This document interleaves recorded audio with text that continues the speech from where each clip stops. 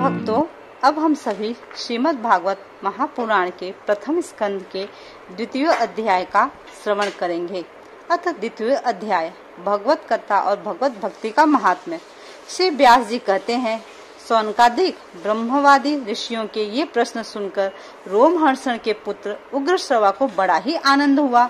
उन्होंने ऋषियों के इस मंगलमय प्रश्न का अभिनंदन करके कहना आरंभ किया। सूत जी ने कहा, जिस समय श्री सुखदेव जी का यज्ञोपवीत संस्कार भी नहीं हुआ था, सूत्रालौकिक वैदिक कर्मों के अनुष्ठान का अवसर भी नहीं आया था, उन्हें अकेले ही संन्यास के लिए उद्देश्य से जानते हुए देखकर उनके पिता व्यास जी विरह से कातर होकर पुकारने लगे। बेटा बेटा। उस समय तन्मय होने के कारण श्री सुखदेव जी की ओर से वृक्षों ने उत्तर दिया, ऐसे सबके हृदय में विराजमान श्री सुखदेव मुनि को मैं नमस्कार करता हूँ। हम सभी प्रेम से श्री सुखदेव मुनि जी के श्री चरणों में कोटि कोटि प्रणाम करेंगे। जी हाँ, सुखदेव जी किसके पुत्र हैं? ये हैं हमारे व्यास जी के पुत्र। जी हाँ, इनकी भी कथा बड़ी ही इंटरेस्टिंग है। अगर आप लोग चाहें तो गूगल पे सर्च करके श्री सुखदेव जी की भी कथा एक बार जरूर पढ़ें। यह श्रीमद् भागवत अत्यंत गोपनीय रहस्यात्मक पुराण है। यह भगवत स्वरूप का अनुभव कराने वाला और समस्त वेदों का सार है।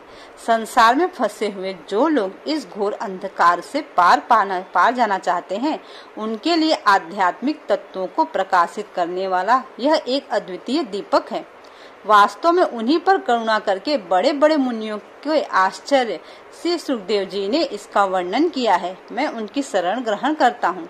मनुष्यों में सर्वश्रेष्ठ भगवान के अवतार नर नारायण ऋषियों को, सरस्वती देवी को और श्री व्यास जी को नमस्कार करके तब संसार और अंतःकरण के समस्त विकारों पर विजय प्राप्त करने वाला इस श्रीमद् भागवत महापुराण का पाठ करना चाहिए। जी हाँ, इसीलिए मैं प्रतिदिन जब भी पाठ करती हूँ ना, तो सबसे पहले माता सरस्वती को, नर नारायण मुनि जी को, जी भगवान के अवतार हैं ये, और साथ में व्यास जी को हम प्रणाम करके उसके बाद में फिर पाठ स्टार्ट करते हैं।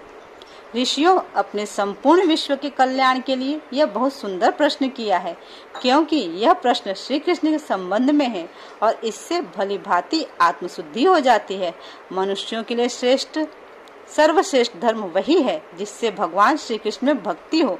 भक्ति भी ऐसी जिसमें किसी प्रकार की कामना न हो और जो नित्य निरंतर बनी रहे। ऐसी भक्ति से हृदय आनंद स्वरूप परमात्मा की उपलब्धि करके कृतकृत्य हो जाता है। भगवान श्री कृष्ण में भक्ति होते ही अनन्य प्रेम से उनसे चित्त जोड़ने ही निष्काम ज्ञान और वैराग्य का आविर्भाव हो जाता है। धर्म का ठीक ठीक अनुष्ठान करने पर भी यदि मनुष्य के हृदय में भगवान की लीला कथाओं के प्रति अनुराग का उदय न हो, तो वह निराश्रम ही श्रम है। धर्म का फल है मोक्ष। उसकी सार्थकता अर्थ प्राप्ति में नहीं है। अर्थ केवल धर्म के लिए है। भोग विलास उसका फल नहीं माना गया है। भोग विलास का फल इंद्रियों को तृप्त करना नहीं है। उसका प्रयोजन है केवल जीवन निर्वाह। जीवन का फल भी तत्व जिज्ञासा है। बहुत कम करके स्वर्ग आदि प्राप्त करना उसका फल नहीं है। तत्ववेत्ता लोग ज्ञाता और ज्ञेय के भेद से रहित अखंड अद्वितीय सच्चिदानंद रूप ज्ञान को ही तत्व कहते हैं। उसी को कोई ब्रह्मा, कोई परमात्मा और कोई भगवान के नाम से पुकारते हैं। श्रद्धालु मुनिजन भागवत श्रवण से प्राप्त ज्ञान वैराग्य युक्त भक्ति से अपने हृदय में उस परम तत्व परमात्मा का अनुभव करते हैं।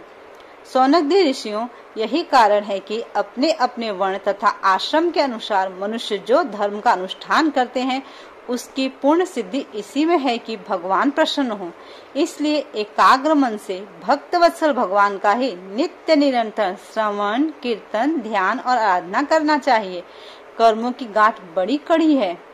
विचारवान पुरुष भगवान के चिंतन की तलवार से उस गांठ को काट डालते हैं। तब भला ऐसा कौन मनुष्य होगा जो भगवान की लीला कथा में प्रेम न करे।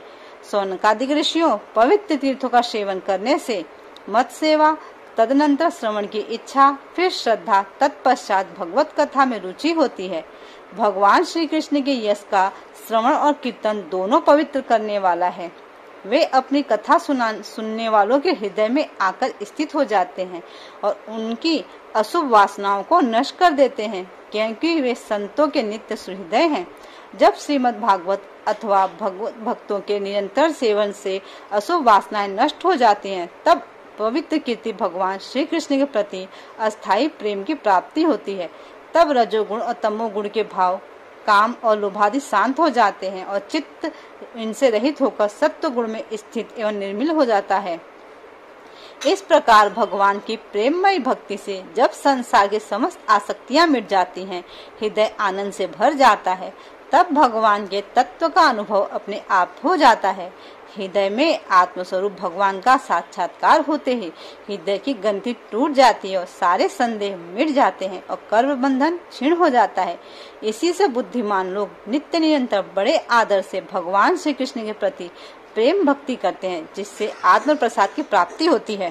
प्रकृति के 3 गुण हैं, सत्व, रज और तम। इनको स्वीकार करके इस संसार की स्थिति, उपस्थिति और प्रलय के लिए अद्वितीय परमात्मा ही विष्णु, ब्रह्मा और रुद्र हैं। ये 3 नाम ग्रहण करते हैं। फिर भी मनुष्यों का परम कल्याण तो सत्व गुण स्वीकार करने वाले श्री हरि से ही होता है।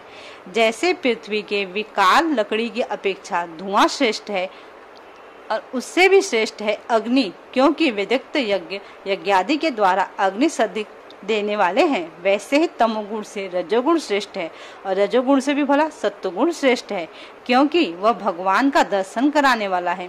प्राचीन युग में महात्मा लोग अपने कल्याण के लिए विशुद्ध सत्व में भगवान विष्णु की आराधना किया करते थे।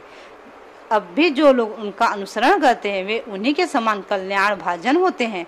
जो लोग इस संसार सागर से पार जाना चाहते हैं, वे यद्यपि किसी की निंदा तो नहीं करते हैं, न किसी में दोष ही देखते हैं, फिर भी घोर रूप वाले तमोगुणी, रजोगुणी और भैरवादी भूतपतियों की उपासना न करके सत्वगुणी विष्णु भगवान और उनके अंश काल स्वरूपों का ही भजन करते हैं। परंतु जिसका स्वभाव रजोगुणी अथवा तमोगुणी है, वे धन, ऐश्वर्य, संतान की कामना से भूत, पितर और प्रजापतियों की उपासना करते हैं, क्योंकि इन लोगों का स्वभाव उन भूतादि से मिलता जुलता होता है। वेदों का तात्पर्य श्री कृष्ण में ही है। यज्ञों के उद्देश्य श्री कृष्ण है। योग श्री कृष्ण के लिए ही किए जाते हैं। समस्त कर्मों की परिसमाप्ति भी श्री कृष्ण में ही होती है। ज्ञान से ब्रह्म स्वरूप श्री कृष्ण जी की प्राप्ति होती है। तपस्या श्री कृष्ण की प्रसन्नता के लिए की जाती है। श्री कृष्ण के लिए ही धर्मों का अनुष्ठान होता है और सब गतियां श्री कृष्ण में ही समा जाती हैं।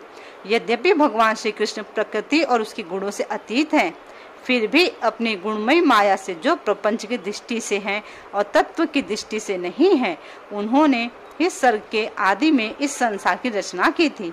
ये सत्व, रज और तम तीनों गुण उसकी माया के विलास हैं।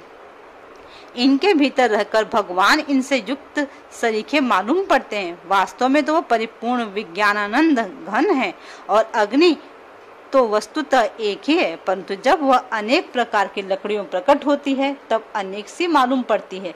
वैसे ही सबके आत्मरूप भगवान तो एक ही हैं, परंतु प्राणियों की अनेकता से अनेक जैसे जान पड़ते हैं। भगवान ही सूक्ष्म, भूत, तंत्र मात्रा, इंद्रिय तथा अंतःकरण आदि गुणों के विकारभूत भावों के द्वारा नाना प्रकार की योनियों का निर्माण करते हैं और उनमें भिन्न भिन्न जीवों के रूप में प्रवेश करके उन योनियों के अनुरूप विषय भोग उपभोग करते कराते हैं। वे ही संपूर्ण लोकों की रचना करते हैं और देवता, पशु, पक्षी, मनुष्य आदि योनियों में लीला अवतार ग्रहण करके सत्व गुण के द्वारा जीवों का पालन पोषण करते हैं। इति श्रीमद् भागवते महापुराणे पारमहंस्याम संहितायाम प्रथम स्कंदे नैमिषोपाख्याने 2य अध्याय। भक्तों, अगर आपने श्रीमद् भगवत जी का पाठ किया होगा, भगवत गीता माता का, तो आपको एहसास हुआ होगा आज कि जो भी यहाँ पे लिखा हुआ है आज के 2य अध्याय में, वो सब चीजें हमारे श्रीमद् भगवत गीता में भी उल्लेख की गई हैं। अगर आपको कुछ समझ में नहीं आ रहा है, कोई भी डाउट है, तो आप प्लीज मुझे पर्सनली कांटेक्ट करें। मैं आपको और भी सरल विधि में समझाने का प्रयास करूंगी। यहाँ तो मैं जस्ट रीड कर रही हूँ। अगर आपको कोई डाउट है, कुछ समझना चाहते हैं, तो आप मुझे या तो कमेंट बॉक्स में पूछ सकते हैं या पर्सनली कांटेक्ट करें, मुझे आप मैसेज करें, मैं आपको अपना कॉन्टेक्ट नंबर दे दूंगी। भक्तों, आज अपनी वाणी को यही विश्राम देंगे, कल फिर हम कंटिन्यू करेंगे। तब तक के लिए हर हर महादेव, जय श्री राधे।